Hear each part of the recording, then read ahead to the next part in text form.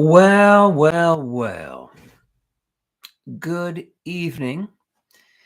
This is an totally unannounced go live, and you're thinking, yeah, dude, we haven't seen you in forever. It has been absolutely months. Some of you, I don't even know if anybody's going to show up for this go live, and that's perfectly okay. And yet, there is random chance. What up? I cannot believe that you arrived. What is going on, man? Nice to see you. Um, yeah, I decided I was going to go, and Matthew Tull is here. What's up? Random, and oh my gosh, Jesse is in the house. What is going on? I am speechless. What is going on? Thanks for being here. Thanks for popping in. I don't know how long I don't know how long we'll talk, but I felt really, really super moved to go live. So let's just get into it because I don't know what you guys have planned, what's going on with your lives or anything like that. So let's get into it. So a little bit about me to begin with. So I've many years ago, I dabbled in stand-up comedy. I have always had a huge fixation and love for that art, for that craft. Um, I remember Jesse has reached out to me in the past and talked to me about certain comedians, and I would say to him something like, "Well, I'm kind of a comedy snob. Like, there's some comedians that are well known, that people love, and they just do nothing for me. Yeah, I'm kind of a rough crowd. So like I said, I'm kind of a stand-up comedian snob. And that comes because like I feel like I have a good sense of humor, and I can tell when a comedian really understands the craft. So I've done stand-up comedy, I've done shows, I've been in like in comedy clubs doing like open mic nights. I've won those. So I've done stand-up comedy right here in Cleveland. Hilarities is a comedy club. This is me. This is me doing stand up there. This would have been, I got married in 99. This was probably in the mid 90s when I performed there. So, so I have always, when I've been in the church, when I've wandered from the church, comedy has always been there. And the best comedians in my mind are the ones that really can make you think about things. Not every comedian is there to make you think. Some of them are just going to tell, stupid jokes, like Gilbert Gottfried, whatever. But I love comedy, is what I'm saying. So it was a few years ago that I stumbled across this comedian, and he had the strangest look that I'd ever seen in a comedian. I don't mean like Pauly Shore or something like that. What I mean was this guy looked like a model. Like he was so handsome, a really cool haircut, really nicely built, but he had a face tattoo. I mean, he had tattoos all over, but he had a face tattoo, not Matt Rife, but he had a face tattoo. He's handsome too. And Matt Rife was from Mount Vernon, Ohio, where I graduated from Mount Vernon Academy, but he's not Adventist. Anyhow, so this guy was like model good looks, but yet like there's like this face tattoo and tattoos all over. I don't have a problem with tattoos. Don't get me wrong, but a face tattoo, it's the picture of commitment. Like you want to know, what does it mean to be committed? Tattooing your face. That's about as committed as you can get. So this dude had such a strange, it was such a contrast that I was immediately like, all right, let's hear him. And so I can't tell you that I remember any of his bits, But all I remember is I really liked him. Like, wow, he's funny. The stuff that he was saying, it was good. And so I decided I would kind of follow him and, and his stuff. And what happened was he just kept getting darker and darker and darker. And I'm like, I I can't keep doing this, bro. You're going so deep. It was just like, oh, it was bad.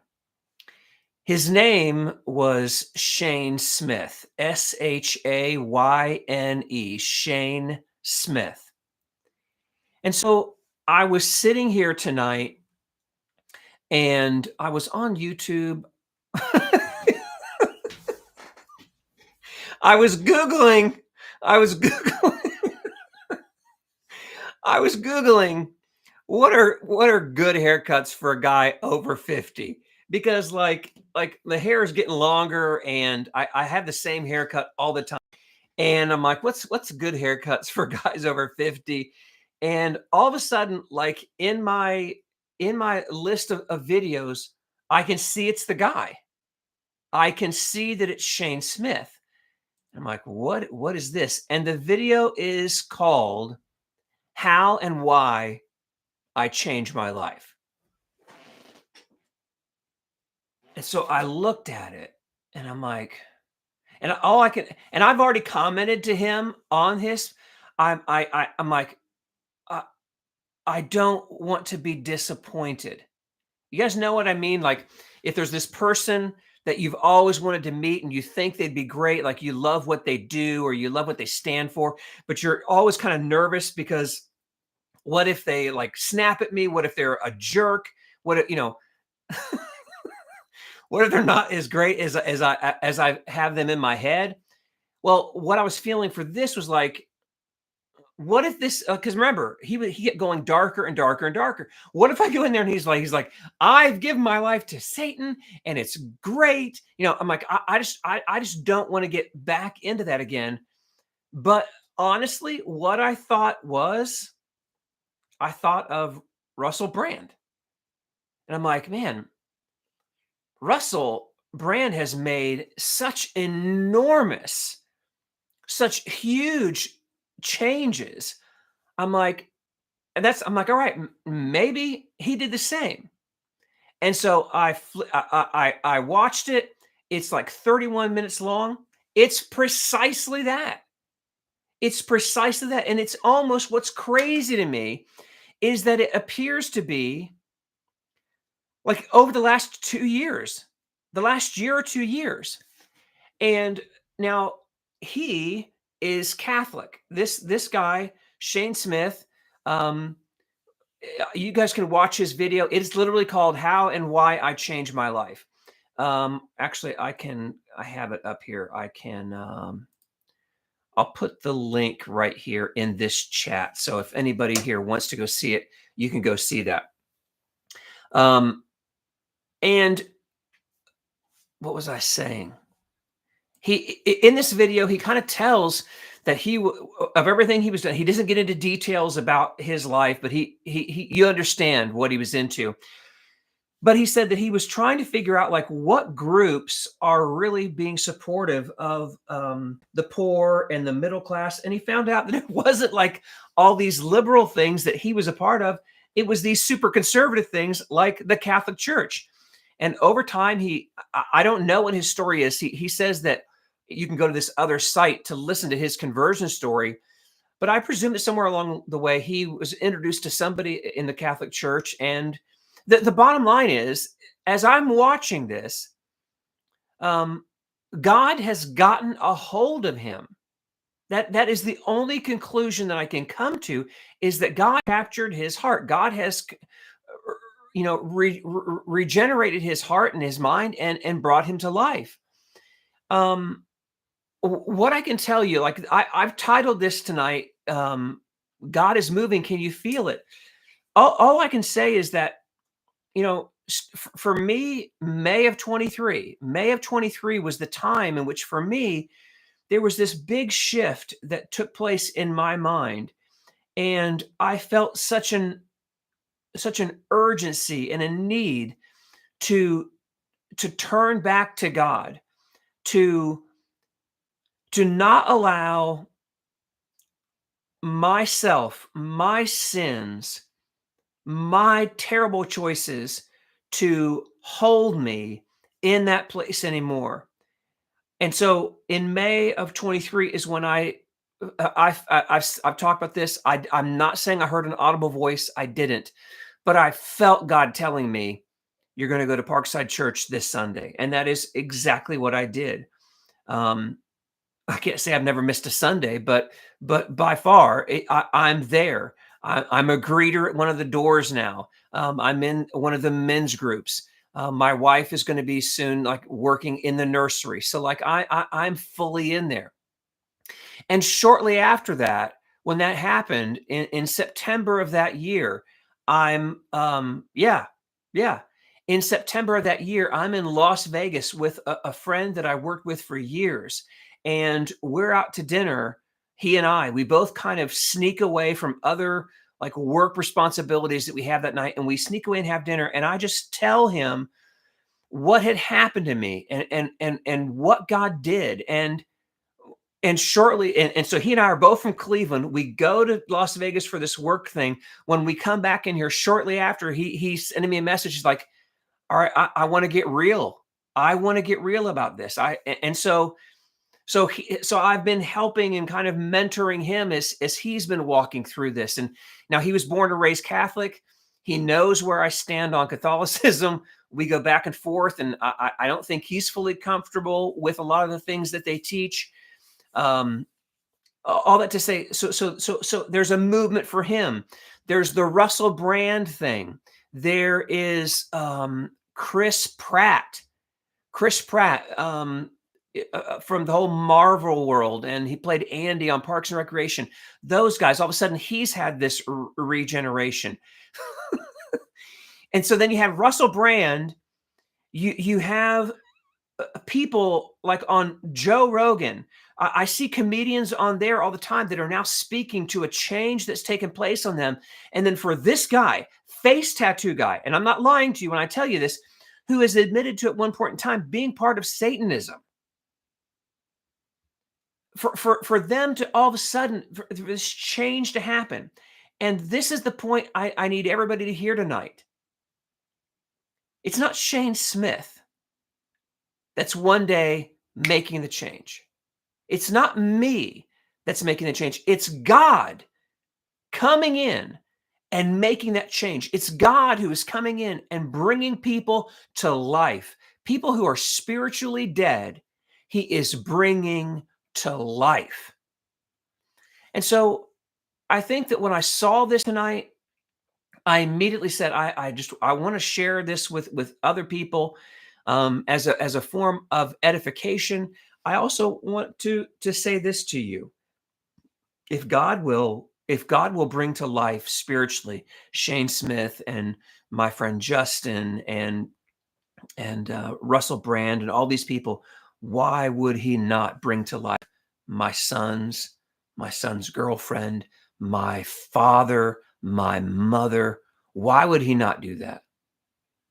Does he love them any less than he loves these men? No. No, he loves them, and he's loved them from the foundation of the earth. So all that to say, I think the message I want to leave you with tonight is do not cease in praying for your loved ones, for those who, no matter how far they may appear, no matter how sinful their life might be right now, do not cease in praying for them. They are spiritually dead and they need to be brought to spiritual life. Um, you know, I over the last year, I have dipped my toe back into the book of Revelation. All my years in Adventism definitely made me somewhat allergic to it and did not want to touch it, frankly. But um, but Miles actually encouraged me a little bit, like not challenged me. Challenge, though challenge might be the right word, to get over it. You need to read that book. And so, I have. And the thing about Revelation that is so, I guess, problematic is the word I'm going to use, is that it is open to so many interpretations. And I guess when I see these things where God is moving in such, dramatic ways, it just makes me wonder about the end. I grew up with uncles and aunts and grandparents all saying things like, that they hope to live until the day that Christ came. And as an Adventist, you're inundated with that type of messaging, to the point where like, and so I think that's all baggage that I probably still carry. I mean, it's 18 years. It's 18 years since I left Adventism. Everything is aged according to my youngest son, because he had been born and then I left. So anyhow, um, that baggage that I carry has still kind of left me looking at Revelation and the end of it all, not sure what is going to happen. There's interpretations that saying, like, there's going to be 1,000 years on earth where many are going to come to God, and I don't know if that's right. There's other versions that saying that the 1,000 years are basically from the time that Jesus began his ministry until he returns. That's the 1,000 years in which the devil is restrained, and that the gospel is able to go out to a multitude, and to all these nations where Satan at one point in time really hindered the gospel from going. But over this 1,000-year period, he's being chained of sorts. And that's one that I've read and listened to, and probably is closest to what I believe. I think that's more of an millennium or millennial type of a view. But all that to say, I don't know what is the right interpretation, but all I can say is I just feel something truly happening. I feel God moving, and I can see the proof of him moving in people's lives. And I guess last thing I'll say tonight is just to say to you, be encouraged by that. Please don't cease in praying for people about their salvation, asking God to regenerate them, to bring them to spiritual life. Every morning I do I don't know about you, but I do a daily Bible reading. It is the Murray M'Cheyne Bible reading. And basically what happens in one calendar year, you will read all the Old Testament one time, and you'll read all the Psalms, Proverbs, and New Testament twice in one calendar year. So we're getting up now, 21 days left in the year. And a few days ago, I was going through Habakkuk, and I just wanted to share with you this one that I read, that I even shared on some social media. It's Habakkuk 3, starting in verses 17. And this is what it says. Though the fig tree should not blossom, nor fruit be on the vines, the produce of the olive fail, and the fields yield no food, the flock be cut off from the fold, and there be no herd in the stalls, yet I will rejoice in the Lord. I will take joy in the Lord of my salvation. God, the Lord, is my strength. He makes my feet like the deer's. He makes me tread on my high places. So I just wanted to share that with you guys. So I hope everybody is doing well. Thank you for your patience with this channel. Thank you for those of you like Random Chance and Matthew and Jesse. Thanks for popping in tonight. I appreciate it. Hope you're all doing well, and appreciate that you're always just kind of here whenever I feel the need to pop in. So God bless you guys. And I'll wait here. Any other questions, comments anybody has, throw it in the chat. Always good to see you too, Jesse. You know this. You know this. Constantine changed Sabbath as if the Gentile Christians of the first century and beyond had access to the Jewish calendar. Yeah, Stephen, I don't know if we've met before, but there's no denying Constantine existed. There's no denying that Constantine really endorsed Christianity. I'm not going to argue that. But, Adventists, that's their idol. That Sabbath is their idol, and they will do anything they have to stand it up and support it and not let anybody try to trash their idol. It's unfortunate, and that's probably a harsh thing to say, but that's how I view that. Um,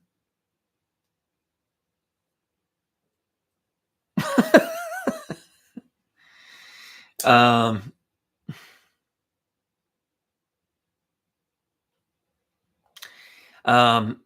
what I'll say here, thoughts on the Ron Kelly cancellation.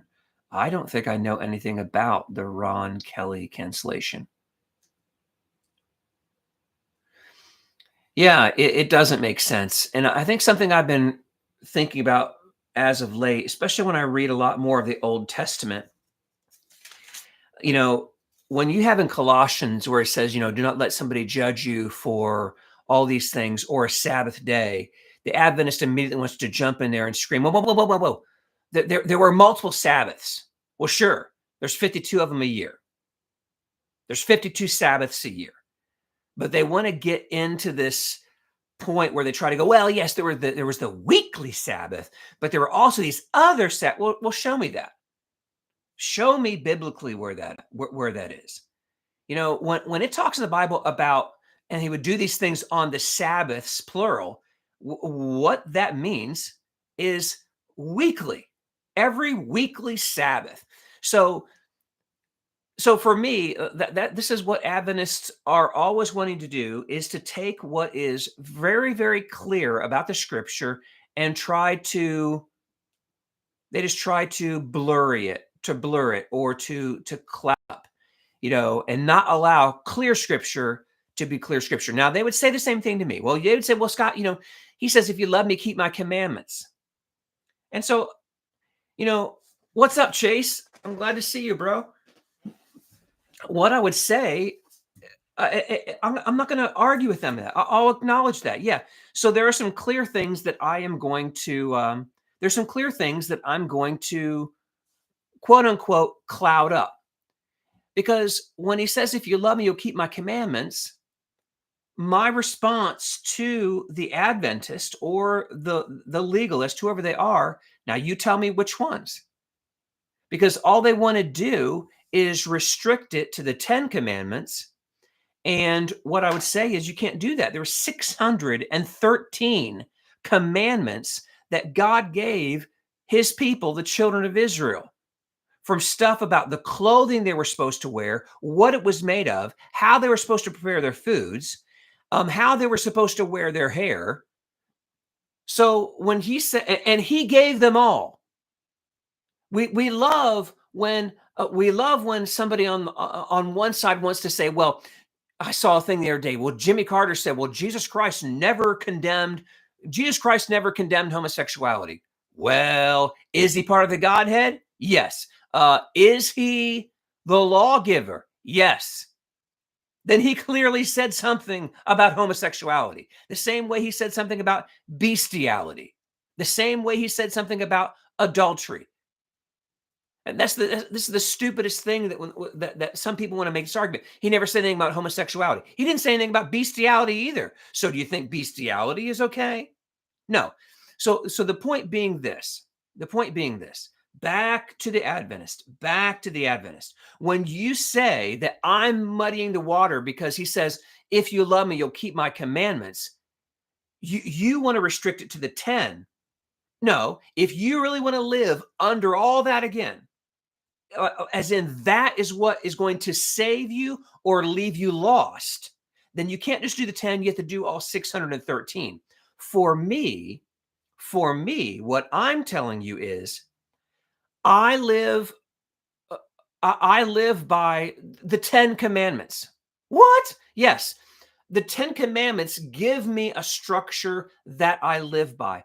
But some of you who hear me right now, I hope that you can validate what I'm about to say. I hope you can validate what I have to say.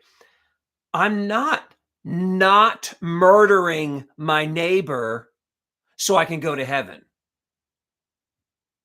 Okay? I'm not murdering my neighbor because the Holy Spirit dwells in me. And while I might feel anger, while I might feel frustration, I feel the conviction of the Holy Spirit reminding me, calling me to be better than that. But I'm not trying to not sleep with my neighbor's wife so I can go to heaven. Meanwhile, I really want to do it, but if I don't go through with the act, well, I'll be okay. No. So the Adventist has to they have to do gymnastics with books with verses like Colossians, when it says, don't let anybody judge you by a Sabbath day. um, Galatians is something they just simply cannot get around. They cannot get around.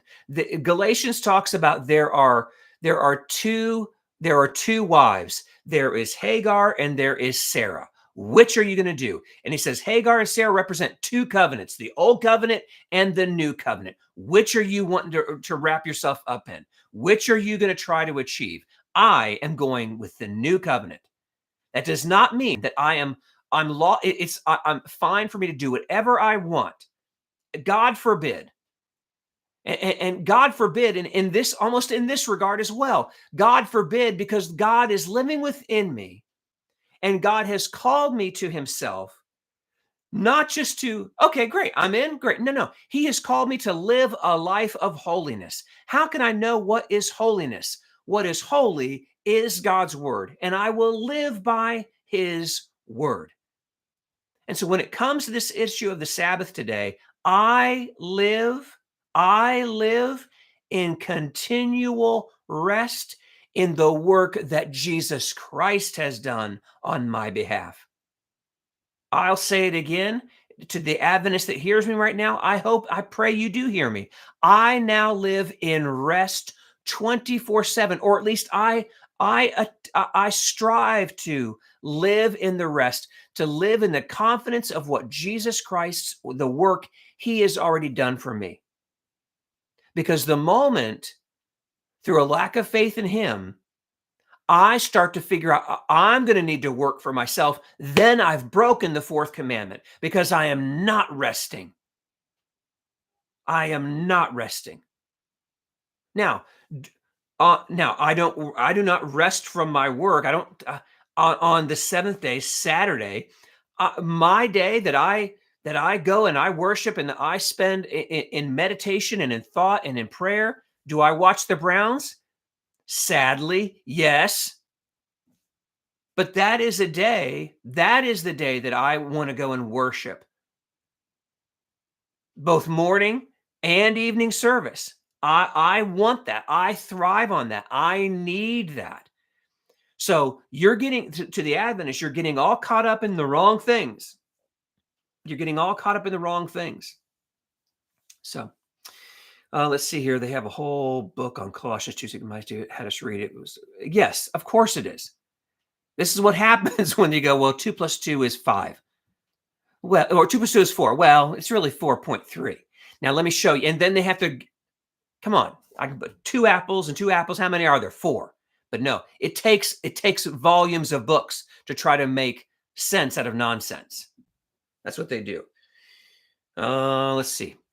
Yeah, I don't know. So I don't know anything about this Ron Kelly cancellation. I don't know anything about that. Let me just look here. Ron Kelly.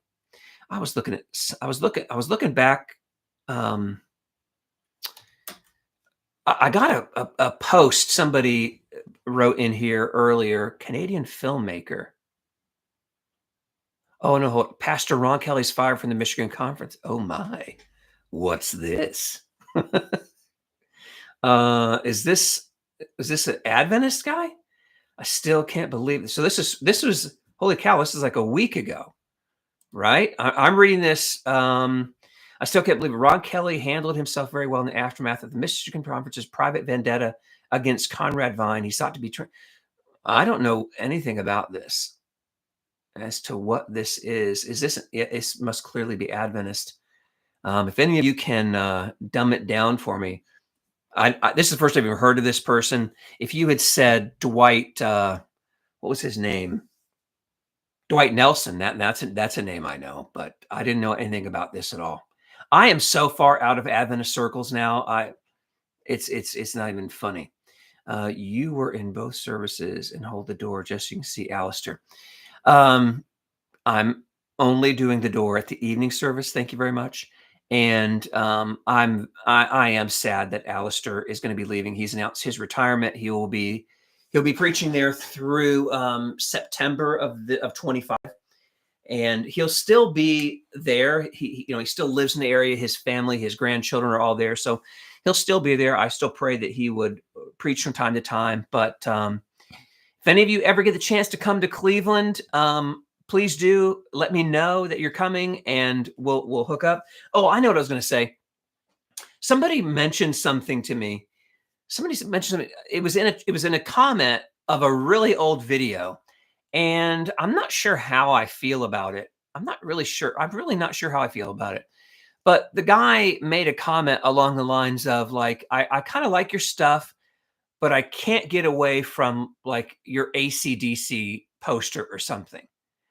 And I'm like, my first reaction was like, whatever, I'm not saying that was a sanctified response, but that was my first response.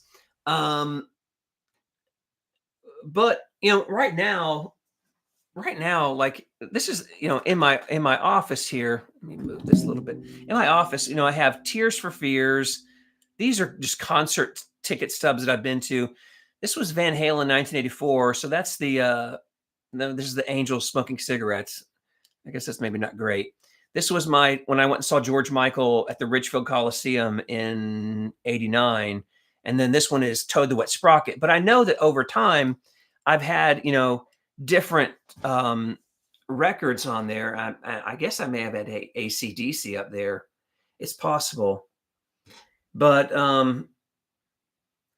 I think that part of the reason that I have that I've had that up there was because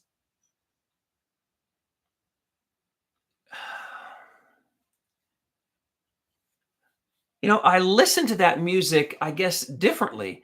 But I'm still fond of it. I'm not fond of the concept of being literally on a highway to hell. I'm not saying that. There's some of their music that doesn't sit well with me. I don't know. I guess I'm still kind of dealing with it. I'm still processing it through. Justification is the act of a moment, and sanctification is the work of a lifetime. A year from now, there's no telling. Maybe all you'll see appear is like albums of like the Heritage Singers, Sandy Patty, Michael W. Smith. I don't know. I guess all I'm saying is, I tell my friend Justin this sometimes. He said that if God were to come in at the moment of conversion and say, okay, here's all the places you're broken, it would overwhelm us. If he showed us every sins we are aware of and sins that we weren't even aware were sins, it would crush us. And so, as time goes on, he shows us in my head, like he's showing you by priority, like he prioritizes the things. So for me, he might be saying, I'm not concerned with Van Halen right now. What I'm really concerned with right now is making sure that you stay away from porn.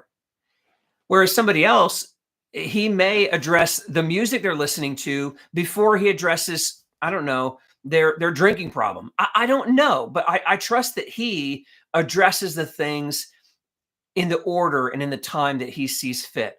And so I'm not wanting to be staunch about it. If I feel the Spirit telling me this needs to come down, then by all means, it's going to come down.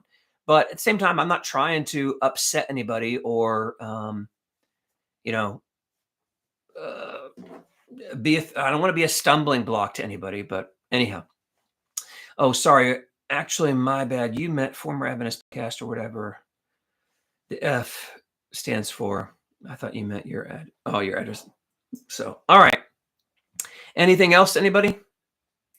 Other comments, questions, or concerns? I'm happy to. I mean, you guys only see me like once a year, so I want to make sure that I'm accessible to you during this time so I can tell you what I think. Dr. Conrad Vine was senior leader at the GC, should resign due to their handling of the pandemic. He also said tithes should be redistributed in protest should a similar situation happen again.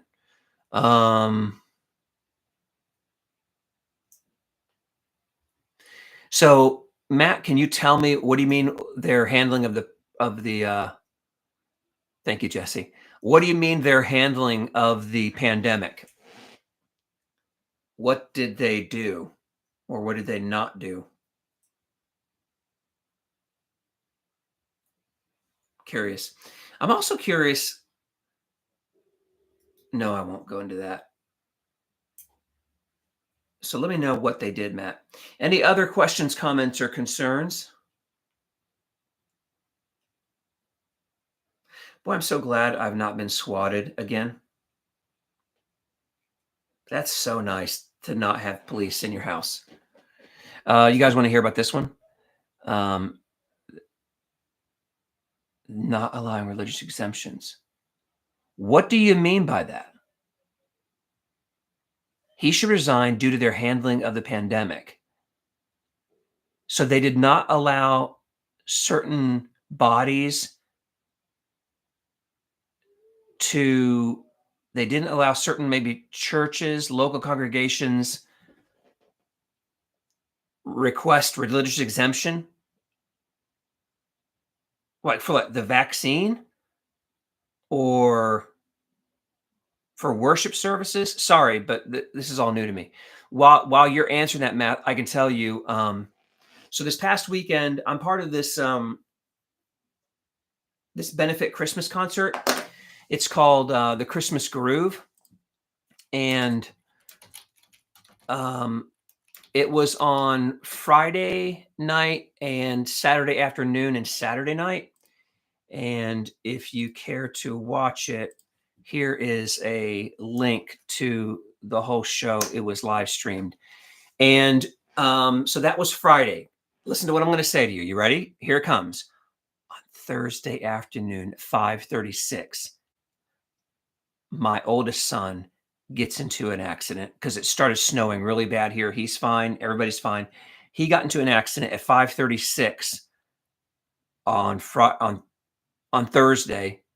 Within 24 hours, my youngest son was in an accident. He also was fine. He was not at fault. But within 24 hours, like everything's going on in the middle, like when I'm trying to get in the mindset of this concert. So there you go. Some folks lost their jobs, etc., because the GC said no exemption letters for employers. Right there with you, Matt. Right there with you. He should resign. Disgusting. Disgusting, man. I mean, y'all don't understand how I feel about how the country, how the medical field handled COVID-19, but disgusting. And I will never forget the people and the things they did. I may forgive them, but even forgiveness does not mean that consequences don't come. And so some SDA workers were also affected who were saying it's not consistent with the health message. Some SDA workers were also affected.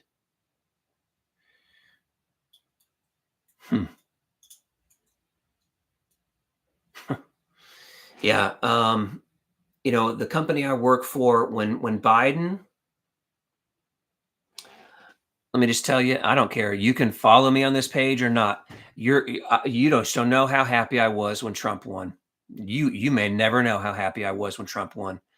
Um, because when Biden mandated um, that all companies over X amount of employees, whether or not they were remote, are you listening to me? Whether or not they were remote, they were mandated to get the vaccine.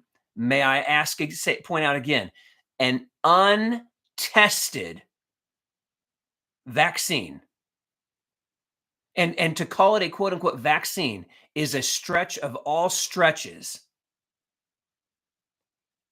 And even my company allowed a religious exemption, thankfully, because I was concerned. Because the bottom line was, I was not taking that vaccine. I was not going to risk my life or the lives of my family.